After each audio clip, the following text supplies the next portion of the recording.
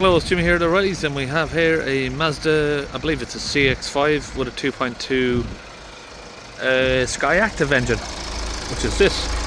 I'm going to cover off.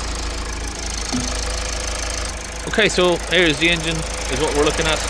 And we'll get inside and I'll show you. I have done a little bit of a code scan on it, so we're going to show you what we're looking at. Okay, so inside here we have a DPF malfunction light on, engine lights on, and it's got reduced power. And then over here it gives you some more messages like this. Obviously ice on the road because we've got, it's a cold day today. I think it's like -2 or something, so that's why it's giving you that error there. But we've also got these ones, which is DPF error and engine malfunction. Okay, so we've run a fault code scan, and here's what we have: particulate filter, regeneration, duration, soot accumulation, ash accumulation. So regeneration, duration means that it's been regenerating, but the soot content isn't coming down. So it's been regenerating for for too long, and the soot hasn't come down. And then we've got an ash accumulation, which again is sort of tied with this one, because if it takes too long to regenerate, it triggers it as a it's got to be ash because it's not burning, so the soot is not coming down. The block DPF, and this one here, turbocharger, boost pressure not detected. Okay, so we're gonna have to go into some live data and look at a few different items. Okay, so firstly we're going to look here at the turbocharger pressure. You can see there we've got one that's flagged in red, and if I graph, let me see, let's give it a rev up and down.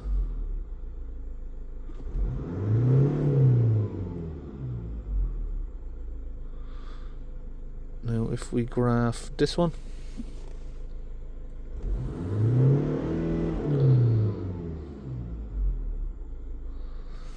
come back, manifold pressure, let me get a few different items up. Okay, we've got the engine speed and turbocharger pressure.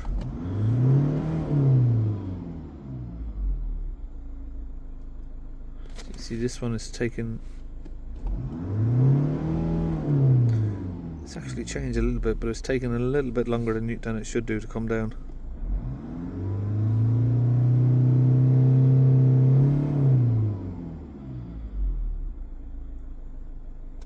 Okay, so we've got a few different graphs up here. So if we give it a rev up and down, so we can see that yellow one, see there, it's taking its time to come down. I was looking at the wrong sensor a minute ago. So exhaust pressure is that, let's have a look. Exhaust pressure, remove this one. Oh yeah, we don't want the average. I don't know why I've got that on there, but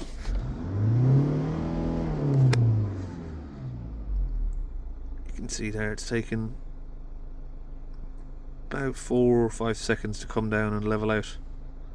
That should be an instant up and down. So now if we go back and we put our engine revolution, so both of those charts should look exactly the same. See, they should look exactly the same, but obviously that one is taking its time to come down. That's why it's triggering the turbo pressure fault right there. So the pipe that goes to that sensor is going to be blocked. These also block the port where the manifold pressure sensor goes into as well. Now if we look at the actual DPF, we've got 190 pressure. Let's go to differential pressure there. 190, 195 pressure. So just under 200 millibars of pressure there on the DPF, which is absolutely mad pressure.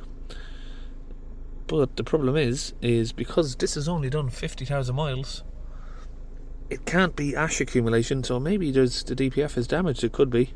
I mean, it could be ash accumulation. These cars are absolutely terrible for soot accumulation and stuff. If it builds a lot more soot than normal, you're going to have a lot more ash as well than normal. So what we're going to have to do is we're going to attempt to try and clean the DPF, see if it comes down.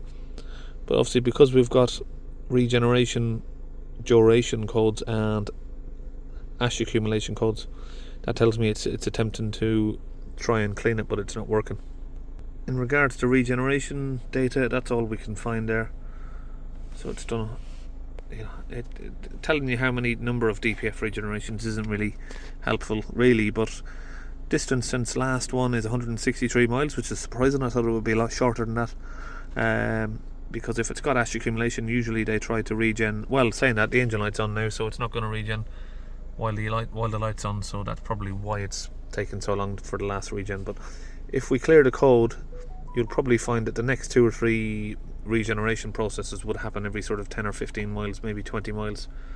So if you're interested in this tool, this is the Moocar 892BT. I'll put the link with a discount code of Jimmy O'Reilly in the description of this video here, where you can buy this from at a discounted rate. Okay, looking at the engine here, just under here we have a map sensor that blocks up. Over here we have an exhaust pressure sensor, sort of like the Renault, that blocks up. There's a pipe that goes down to the turbo manifold just down there. So we're going to have to get into both of these and see if we can get them cleaned out. So just in here we've got a couple of these little 10mm bolts that we need to get off this clamp. So just in here we've got this, put that over there. Now what else do we need to do to get access to this? Looks like there's another little bracket here that we need to unbolt as well. I haven't done one of these in ages, I can't remember. But yeah, as you can see, it's same as the Renault. We've got like a rubber hose there and maybe a metal tube below that. So now if we connect our gauge here, pressure gauge, to that pipe, you can see there should be no resistance in that. Even though it's not holding pressure completely, it's not free flowing. So what we're gonna have to do is get that unblocked. So here is my tool of choice. This is a drill with some doubled over guitar wire. I don't actually remember which one it is. I always used to joke around saying it's a G string, but I can't remember. But I ordered like 20 meters of this a few months ago and I can't remember what I ordered. But some cable basically. We're going to try and get that down in there. We're going to also try soften it up with some DPF cleaner. We'll get it down through the hose there. Just fill it up with some DPF cleaner fluid. Not too much, because you don't want it going into the cylinders. So we'll just use a little bit of that, get that down into the tube there. So you can also do this with the engine running. What I've done is I've just came up a size now in the cable. We've seen some soot there splattering out. If we pull the cable out, you get all that sort of carbon there coming out. Let's try and give it a rev.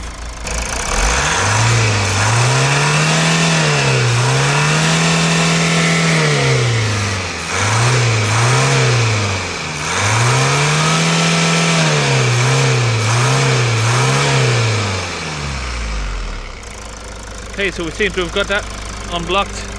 Okay, now that that's visibly done, we just confirm it with the gauge again. Squeeze, make sure that we're not getting zero movement. We need no movement whatsoever on that gauge. And that's exactly what we've got, so that's that bit sorted. So here's the next step. We remove the map sensor from that hole right there. Now you can see that the map sensor is completely nearly closed over. I'd say 99%. I mean, if you look in at the tip of the sensor there, where the actual sensor is, you see it, you can't even see it, it's just completely blocked over. So the problem with these sensors is they're very sensitive, and cleaning them you could risk breaking it, but we'll give it a go. If it needs a new one, it needs a new one. Okay, so we've carefully picked away most of the carbon there so we can actually get the sensor to give a reading. So this reads manifold pressure inside your intake manifold, which is also the boost pressure. This one also reads the turbo boost pressure from the exhaust manifold. Now we just need to make sure that the port that goes into, we're going to need a straight pick for that. We're going to need to make sure that port is cleaned. Ideally what these cars need, I don't have one at the minute, I don't know why I haven't got one, but I should have one, which is a walnut blaster to remove the whole entire intake manifold here and basically clean it with a walnut blast. Inlet manifold and the inlet ports that go into the valves in there. We need to get all that. Really, ideally, you know, these cars, I'd say probably once a year that needs doing. Probably one of the worst diesel engines in the world for carbon accumulation. Okay, so now that that step has been done, we now can move over here, which is the pressure sensor. Now, luckily enough, all of this stuff is located on top of the engine, so the access is nice and easy. But we need to get into this pressure sensor now, so we can, this pressure sensor here, these tubes will go down to the diesel particulate filter. So we need to get some fluid inserted in here. so we can try and clean out the DPF. Now if the DPF on this has got hardened ash in there, or ash accumulation, then unfortunately it will need the DPF to be removed. We don't know if the DPF is damaged either, but because, well, from what it looks like, the DPF is at the back of the bulkhead here, so it's in a very, very difficult place to remove. So we don't want to just remove it to have a look. If we were going to remove the DPF on this, it would probably be for a replacement. So, but we're going to give it a go on the car. It's only done 50,000 miles, like I said, so it should not have an ash accumulation, but we'll find out. Okay, so we'll just test the DPF pressure with that, just to confirm we're going into the right pipe. Obviously the pressure is too high for that to even read, so it's the larger diameter pipe here. You got two of these, so this is the one we're going into. So you get it squeezed in, goes all the way into the tube there. We are using a combined mixture of about 3 different fluids there on this car. So I've been doing a lot of testing with some different types of fluids to try and eliminate ash buildup without removing the DPF. So we have got some of our launch cleaner in there with a mixture of some other stuff. Okay, now we've got that all reconnected back. My torch has taken a bit of a pounding there, hasn't it? With that carbon from that. That's come from the pipe there where I've had the torch just above it. Okay, so what I want this car to do now is I want it to be able to do a regeneration process, and we can usually get that to happen by, no, we don't want to force one, but if we do like a data reset on the DPF, which will allow the DPF to sort of, no, I've clicked the wrong one there, it's that one I need to go to down here. Okay, so we're just going to reset the DPF data now that we've cleaned it, and we're going to take it on a test drive, and hopefully we can get the vehicle to do its own regeneration process as well, just to confirm that the regeneration process is working. And while the fluid's in there, if it does a regen as well, it just helps it that little bit extra. Now the oil has been done on this car as well, but it hasn't been reset, so we're just going to do that as well. We actually need to turn the ignition on first. Yeah, we've got communication fail. Let me try that again. So I'm just going to reset the oil now as well. Now what we're going to do is clear these fault codes.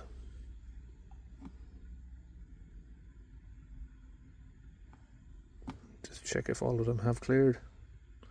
Now before we get the engine running, we're going to go back to the data stream and just get a few different items up. Okay, so now we start the engine up and we keep an eye on these things here. So we've now got that reset to 0, see the last regen process. We have got inlet differential pressure, not the average, we don't want average, sorry, there we are, 150. Right, so we're going to give it some revs now and see if we can get that pressure down. So we'll just get that one up on a graph here. Hold the revs up around 3000 RPM.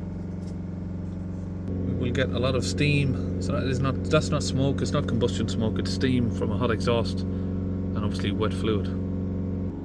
3000 RPM, we have so far around 160 pressure. Let's let it idle. 10 to 15. So we can use one of these to hold the revs up while we're outside having a look around. So we're going to get a bit of smoke like this. It's basically steam.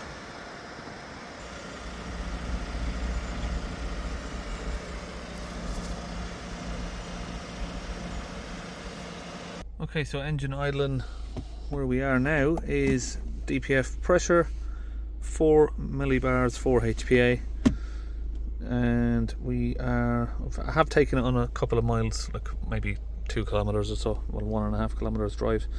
We've given the revs on the engine a few revs to get it up to temperature, and that pressure will decrease slightly in a minute once the temperature comes down a bit.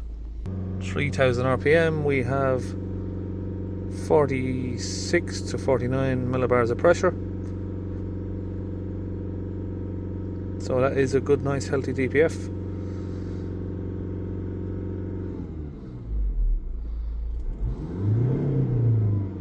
Okay, now we'll have a look at these exhaust and manifold pressure sensors. Again, so you can see now we just got sharp rises before getting sort of dragging across the screen and taking a few seconds to delay to come back down.